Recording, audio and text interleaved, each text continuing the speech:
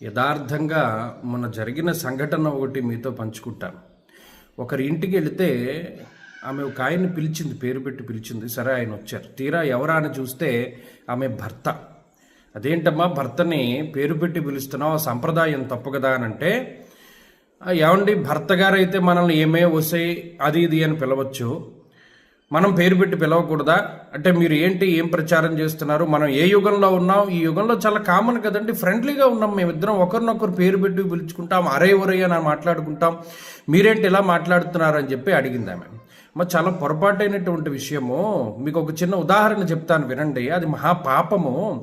ఎందుకంటే ఎవరినైనా సరే మనం ఏకవచనంతో పిలవడము, లేదా మనకన్నా పెద్ద వయసులో ఉండేటువంటి వారిని పేరు పెట్టి పిలవడం, వాళ్ళని చంపినటువంటి పాపం మనకు వస్తుంది. పూర్వం కురుక్షేత్ర యుద్ధం జరిగినప్పుడు అభిమన్యుడి యొక్క మరణం తర్వాత ధర్మరాజుకిను అలాగే అర్జునుడికి జరిగినటువంటి సంవాదంలో ధర్మరాజు ఒకానొక సందర్భంలో గాంధీవాన్ని నిందిస్తాడు. అర్జునుడికి ఉన్న సంకల్పం ఏంటంటే గాంధీవారిని ఎవరైనా ఏదైనా తిడితే అయితే వారిని చంపాలి, లేని పక్షంలో ఇతను ఆత్మార్పణ చేసుకోవాలి. ఇప్పుడు శ్రీకృష్ణుడు చెప్తాడు, అర్జున నువ్వు ధర్మరాజుని చంపినట్టే లెక్క. ఎలా, ఏ విధంగా అంటే, ఇందాక జరిగినటువంటి సంభాషణలో నువ్వు ధర్మరాజు మీద ఏకవచన ప్రయోగం చేశావు, లేదా ఆయన్ని పేరు పెట్టి పిలిచావు. అలా పిలవడం ద్వారా ఆయన్ని చంపినటువంటి లెక్క వస్తుంది, అది ధర్మ సూక్ష్మము.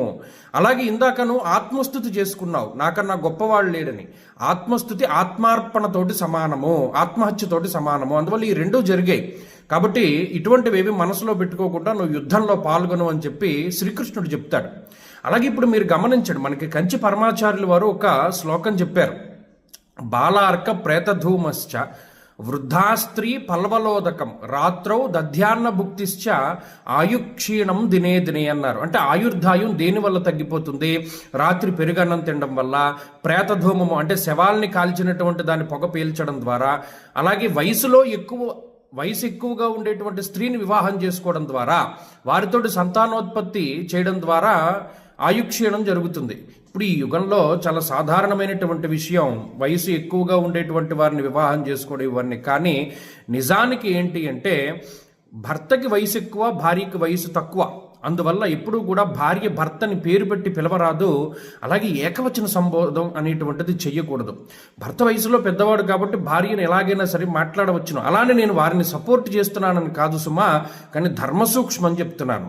వయసులో పెద్దవాళ్ళు చిన్నవాళ్ళని ఒకంత మాట్లాడవచ్చును, కానీ చిన్నవారు ఎప్పుడు కూడా పెద్దవారితోటి ఏకవచన ప్రయోగము, వారి పేరుతోటి పిలవడం చేస్తే అది వారిని చంపినటువంటి మహాపాపం మన ఖాతాలో వేస్తారు. ఇది ధర్మసూక్ష్మం, ఇది తెలుసుకుని మెలగండి.